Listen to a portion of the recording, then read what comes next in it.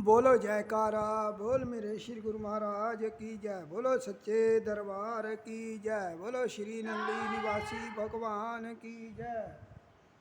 बोलो श्री परमहंस दयाल जी महाराज की जय।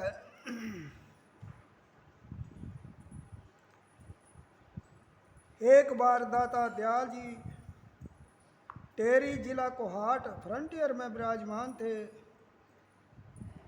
कि एक पास के गांव से कुछ भक्त हाजिर खिदमत मुबारक हुए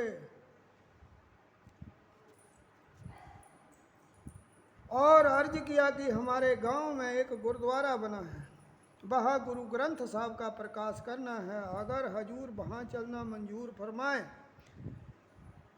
तो ऐन बंदा परवरी होगा।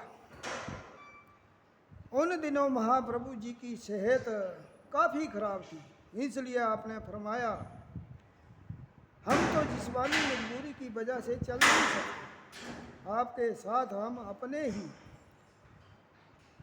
रूप बाबा स्वरूपानंद जी को भेजते हैं, जो आपको सत्संग सुनाएंगे। आपने अपने अनन्य भक्त रामचंद्र जी को बाद में स्वामी निज मुक्ता, जो कि बाद में स्वामी निज मुक्तानंद जी कहलाए, तो साथ जाने का हुक्म दिया। भक्त रामचंद्र जी सोचने लगे कि ये तो पढ़े लिखे हैं नहीं, सत्संग क्या करेंगे। लेकिन वहाँ जाकर उनकी हैरत की इंतहा न रही जब परम पूज्य सदगुरुदेव स्वामी स्वरूपानंद जी महाराज ने परम पवित्र गुरु ग्रंथ साहब का प्रकाश करके गुरबाणी पर ऐसा गूढ़ सत्संग उपदेश किया कि सभी मंत्रमुग्ध हो गए। यह बात किसी चमत्कार से कम न थी। अक्सर बोध न होते हुए भी श्री सदगुरुदेव जी ने यह करिश्मा कर दिखाया। यह उनके गुरबाणी प्यार का जिंदा सबूत है।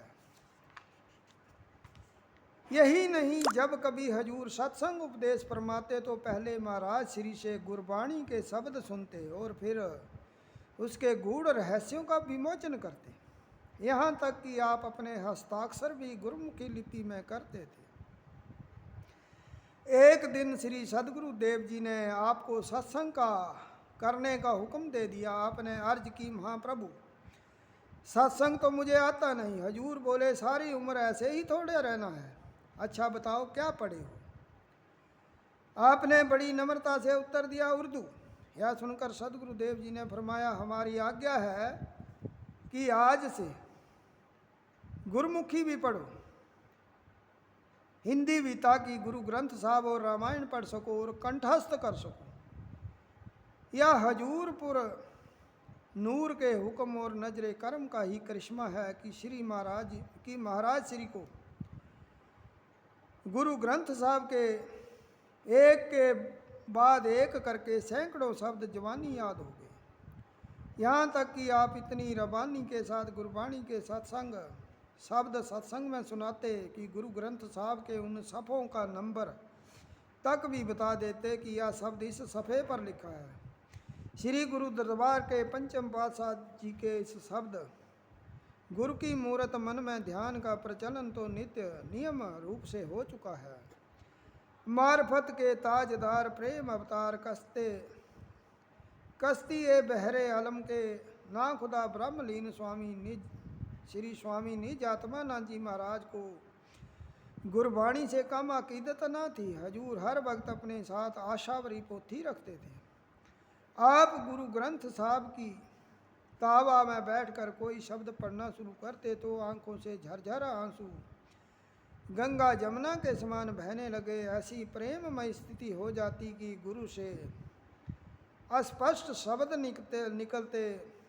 जब आप पंचम पातशाह जी का यह शब्द पढ़ते तो दिल की हालत अजीब हालत हो जाती और प्रेम नदी में बाढ़ आ जाती और वह नेत्रों के बांध तोड़ देती है।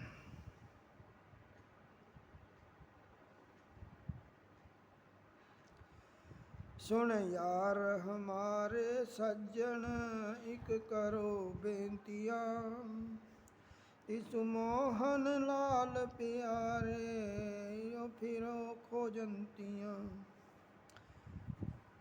तिस दस प्यारे सिर धरी उतारे, एक भोरी दर्शन दीजे।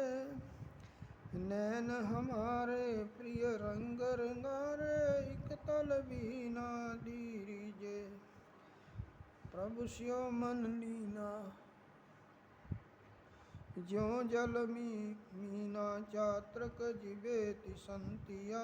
जन नानक गुरु पूरा पाया, सगली तिखा बुझंतिया।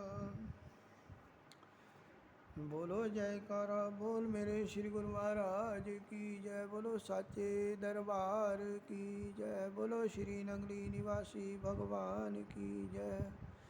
बोलो श्री परमहंस दयाल जी महाराज की जय।